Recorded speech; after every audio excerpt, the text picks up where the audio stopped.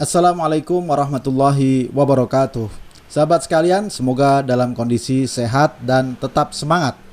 Kita berada di hari-hari mulia awal Dzulhijjah. Mari kita lihat apa saja kelebihan dan keunggulan hari yang disebut sebagai hari terbaik ini. Yang pertama adalah amal-amal di dalamnya lebih baik dari jihad fi sabilillah. Kita tahu jihad fisabilillah adalah amal yang berat, sungguh utama.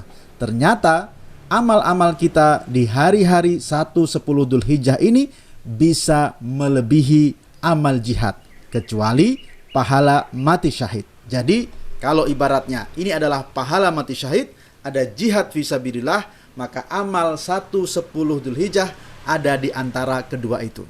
Jadi jangan ragu-ragu untuk bersemangat di dalam beramal.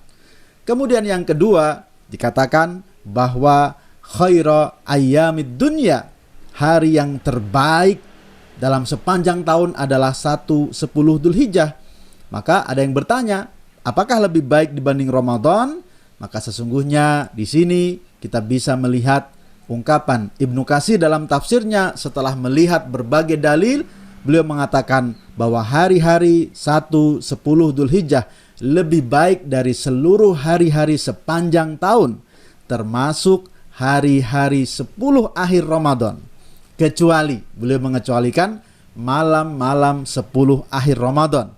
Tentu saja, karena pada malam-malam itu salah satunya ada malam Lailatul Qadar. Kemudian yang ketiga, pada hari-hari awal Dzulhijjah ini tentu amal-amal di dalamnya lebih dicintai Allah Subhanahu wa taala. Maka mari kita perbanyak seluruh amal-amal kebaikan. Secara khusus kita diminta fa'aksiru fihinna at-tahlil wa tahmid wa takbir. Kita diminta memperbanyak takbir. Bahkan Ibnu Umar dan Abu Hurairah sejak awal Dzulhijjah mereka ketika pergi ke pasar mengumandangkan takbir dan orang-orang ikut bertakbir. Jadi takbir di sini adalah sebagaimana takbir lebaran yang kita kenal.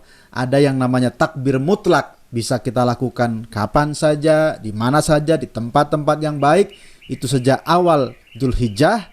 Dan ada takbir muqayyad, yaitu yang kita lakukan setelah selesai sholat fardu, itu mulai pada 9 Dzulhijjah. Tentu saja kita bisa perbanyak amal yang lain, tilawah kita, sedekah kita, dan tentu saja puasa. Ada riwayat yang menyebutkan Rasulullah SAW berpuasa dari mulai 1-9 Dzulhijjah. Ibnu Umar pun mengerjakan, dan bukankah puasa juga termasuk amal-amal kebaikan yang insya Allah dilipat gandakan pada awal Dzulhijjah ini. Dan tentu saja yang keempat, salah satu keunggulan hari-hari awal Dzulhijjah ini adalah ada hari Arafah, di mana selain kita disunahkan berpuasa di dalamnya, bahkan puasa di dalamnya insya Allah menghapuskan dosa kita 2 tahun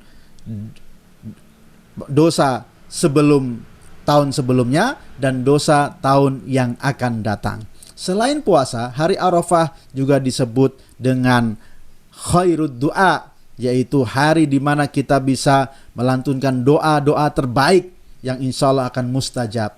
Juga pada hari Arafah disebutkan di dalam hadis, hari paling banyak Allah Subhanahu wa taala membebaskan hambanya dari api neraka.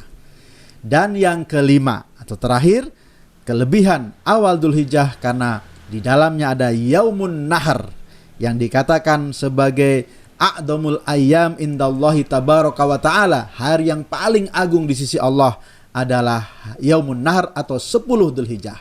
Tentu di dalamnya kita dianjurkan fasalli li rabbika wanhar, yaitu melakukan sholat id dan juga menyembelih hewan kurban, berhari raya kurban pada hari itu. Dan amal yang terbaik hari itu adalah menyembelih hewan kurban. Nah, 1-10 Dzulhijjah adalah hari-hari terbaik, bahkan melebihi Ramadan. Karena apa? Karena mengumpulkan semua jenis bentuk amal kebaikan, sedekah, sholat, puasa, bahkan juga haji. Semoga kita mampu mengoptimalkannya.